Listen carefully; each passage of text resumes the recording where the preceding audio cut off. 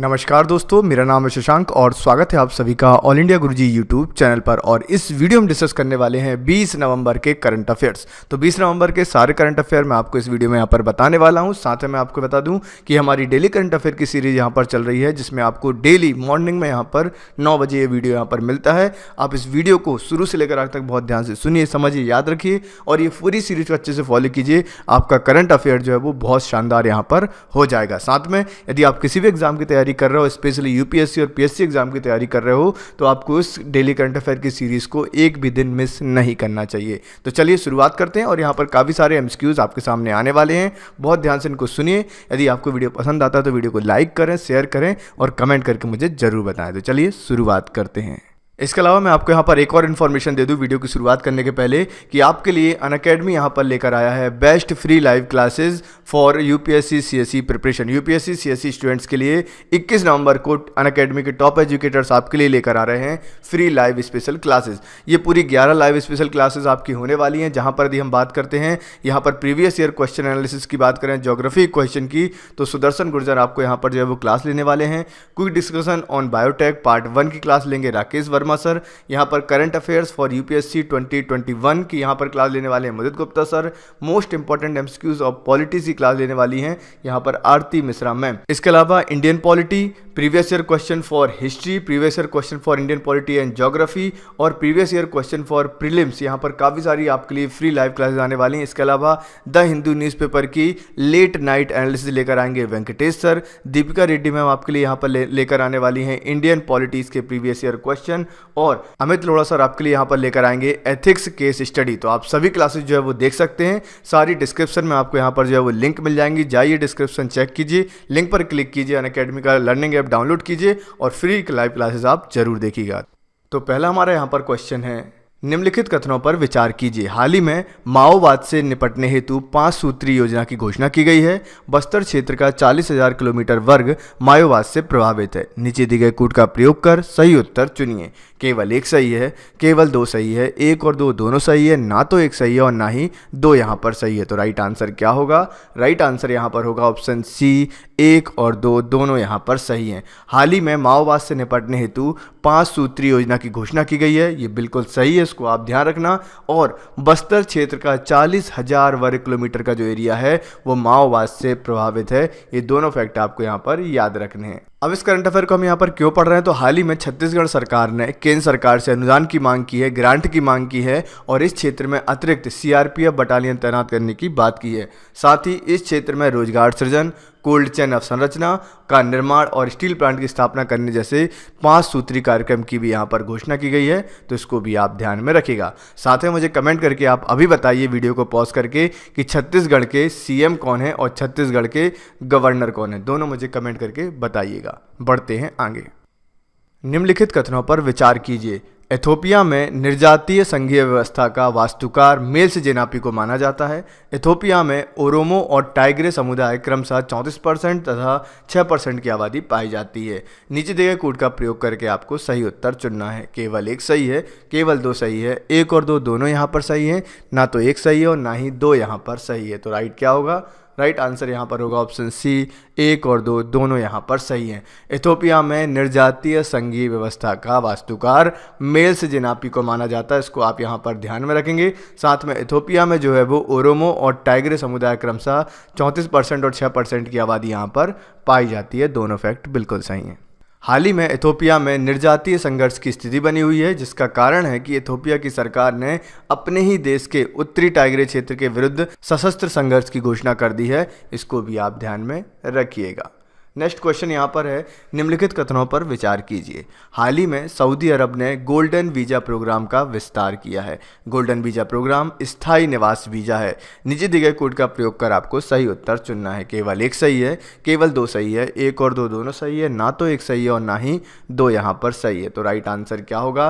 Right answer होगा option D, ना तो एक सही है और ना ही दो यहाँ पर सही है। तो दोनों फैक्ट यहाँ पर बिल्कुल गलत हैं। तो आपके दिमाग में आ रहा होगा तो फिर सर सही क्या है, तो यहाँ यहाँ पर सही है कि हाल ही में यूएई ने गोल्डन वीज़ा प्रोग्राम का विस्तार किया है, जिसका उद्देश्य विभिन्न क्षेत्र एवं वैज्ञानिक विषयों के विशेषज्ञों तथा प्रतिभाशाली पेशेवरों को आकर्षित करना एवं उन्हें यूएई के विकास से जोड़ना है। और एक दीर्घकालिक निवास वीज़ा है, ना कि स्थायी निवास वीज़ा है। ये जो है वो आपको एक दीर्घकालिक निवास वीज़ा दिया जाएगा, स्थायी वीज़ा आपको अभी भी यहाँ पर नहीं मिलेगा। तो इसको आप यहाँ पर ध्यान में रखेंगे। बढ़ते हैं नेक्स्ट क्वेश्चन की तरफ। निम्नलिखित कथनों पर विचार कीजिए। भारत बीएडीपी का केवल 10% धन चीन सीमा से लगे बुनियादी ढांचे में सुधार के लिए खर्च करेगा। अरुणाचल प्रदेश में विजयनगर भारत की सबसे पूर्व में हवाई पट्टी है। तो इसका आपको बताना है कि कौन सा फैक्ट यहाँ पर सही है। केवल एक सही है, केवल दो यहाँ पर सही है, एक और दो दोनों सही है, ना तो एक सही और ना ही दो यहाँ पर सही है। तो राइट क्या होगा? राइट आंसर यहाँ पर होगा ऑप्शन सी, एक और दो दोनों यहाँ पर बिल्कुल सही हैं। भारत जो है वो बीएडीपी का केवल 10% धन ही चीनी सीमा से लगे बुनियादी ढांचे में सुधार के लिए खर्च करेगा, ठीक है, जिससे वहाँ पर सुरक्षा भी बढ़ाई जा सके और लोगों को जो है यहाँ पर शामिल भी किया जा सके। इसके अलावा अरुणाचल प्रदेश में विजयनगर भारत की सबसे पूर्व में हवाई पट्टी है। ये फैक्ट मोस्ट इंपॉर्टेंट है कि अरुणाचल प्रदेश में जो है वो भारत की सबसे पूर्व की हवाई पट्टी है, जो कहाँ पर है? विजयनगर में। याद रखेंगे। हाल ही में अरुणाचल प्रदेश के पास चीन की रेलवे परियोजना का कार्य शुरू हो गया है, जो चीन के सिचुआन प्रांत को तिब्बत के नीकची से जोड़ेगी, जो सामयिक रूप से अति महत्वपूर्ण है। याद रखेंगे। और वैसे भी अभी चाइना और भारत के बीच में बहुत ज़्यादा डिस्प्यूट चल रहा है और लगातार जो है वो सीमा पर तनाव की स्थिति बनी रहती है। नेक्स्ट क्वेश्चन देखते हैं। निम्नलिखित कथनों पर विचार कीजिए। बिरसा मुंडा ने 5 सैन्य इकाइयों का गठन किया था। 1909 में छोटा नागपुर काश्तकारी अधिनियम लागू किया गया था। नीचे दिए गए कूट का प्रयोग कर सही उत्तर चुनिए। केवल एक सही है, केवल दो सही है, एक और दो दोनों सही है, ना तो एक सही है और ना ही दो यहाँ पर सही है। तो राइट क्या होगा?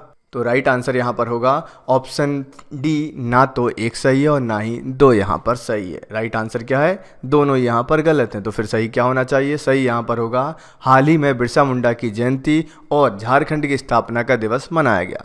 बिरसा मुंडा ने केवल 2 सैन्य इकाइयों का गठन किया था तथा छोटा नागपुर काश्तकारी अधिनियम जो है वो कब आया था? 1908 में आया। दोनों फैक्ट आपको यहाँ पर याद रखने होंगे। नेक्स्ट क्वेश्चन आता है। निम्नलिखित कथनों पर विचार कीजिए। एक मौसम का भूत किताब प्रणब मुखर्जी द्वारा लिखी गई थी। रस्किन बॉन्ड भारत का पहला इको वॉरियर्स है। नीचे दिए गए कूट का प्रयोग कर आपको सही उत्तर चुनना है। केवल एक सही है, केवल दो सही है, एक और दो दोनों सही है, ना तो एक सही और ना ही दो यहाँ पर सही है। तो राइट क्या होगा?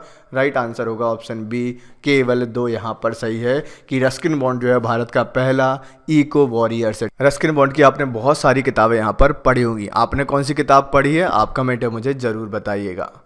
एक मौसम का भूत किताब जो है वो रस्किन बॉन्ड के द्वारा लिखी गई है, जो विश्व प्रसिद्ध अंग्रेजी के लेखक हैं। उन्हें 2020 का Tata literature life time achievement award दिया गया। ठीक है, आपसे क्वेश्चन आएगा कि बताइए Tata literature life time achievement award जो है वो किसको दिया गया है? तो 2020 का जो अवार्ड है ये दिया गया है एक मौसम का भूत किताब रस्किन बॉन्ड को। याद रखेंगे। निम्नलिखित कथनों पर विचार कीजिए। यूएसए में 2019-20 में भारतीय छात्रों के नामांकन में 6% की गिरावट आई है, जो यूएसए में भारतीय छात्रों के नामांकन में अब तक की सबसे अधिक गिरावट है। नीचे दिए गए कूट का प्रयोग कर आपको सही उत्तर चुनना है। केवल एक सही है, केवल दो यहाँ पर सही है, एक और दो दोनों सही है, ना तो एक सही और ना ही दो यहाँ पर सही है। तो राइट क्या होगा? राइट आंसर यहाँ पर होगा ऑप्शन डी, ना तो एक सही है और ना ही दो यहाँ पर सही है। तो राइट क्या होगा? कोविड-19 के कारण यह गिरावट दर्ज की गई है, जो 2019-20 में केवल 4.4% है। साथ ही सबसे अधिक गिरावट 2005-06 में 5% दर्ज की गई थी, जो अब तक की सबसे अधिक गिरावट थी। तो सबसे अधिक इस बार नहीं आई है, सबसे अधिक आ चुकी थी 2005 और 6 में। इस बार आई है 4.4%, जो कि ज़्यादा गिरावट नहीं है। नेक्स्ट क्वेश्चन आता है। ओरिएंटल वाइट बैग्ड गिद्ध की प्रजाति का IUCN स्टेटस क्या है? Least concern, endangered, vulnerable, critically endangered. तो राइट आंसर क्या होना चाहिए? राइट आंसर होगा आपका option D, critically endangered. Oriental white bagged गिद्ध की प्रजाति का जो IUCN स्टेटस है वो कितना है? वो है क्रिटिकली एंडेंजर्ड। इसको आप यहाँ पर ध्यान में रखिएगा। बहुत खतरनाक स्थिति में ये जो है वो गिद्ध की प्रजाति ये अभी मौजूद है। तो IUCN स्टेटस पर बहुत सारे क्वेश्चन आते हैं, तो आपको मैं पूरी लिस्ट प्रोवाइड करा दूंगा यदि आप मुझे कमेंट सेक्शन में बोलेंगे तो। हाल ही में गिद्ध कार्य योजना का 2020 से 2025 तक विस्तार किया गया। ठीक है, गिद्ध कार्य योजना लॉन्च की हुई हमारे देश में और उसका जो है इस बार विस्तार किया गया 2020 से लेकर 2025 तक। इसको भी आपको याद रखना है।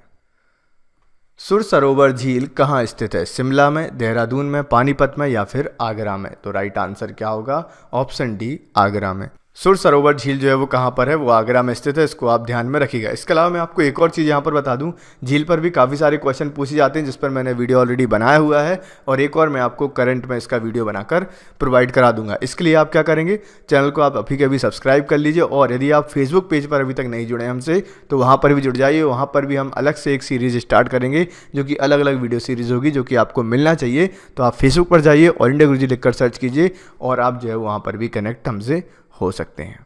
हाल ही में इसे रामसर साइट में जो है वो शामिल किया गया। ठीक है, तो यहाँ पर यदि हम बात करते हैं सुर सरोवर झील को तो इसको जो है वो हाल ही में रामसर साइट में शामिल किया गया है। इसको आप ध्यान में रखेंगे।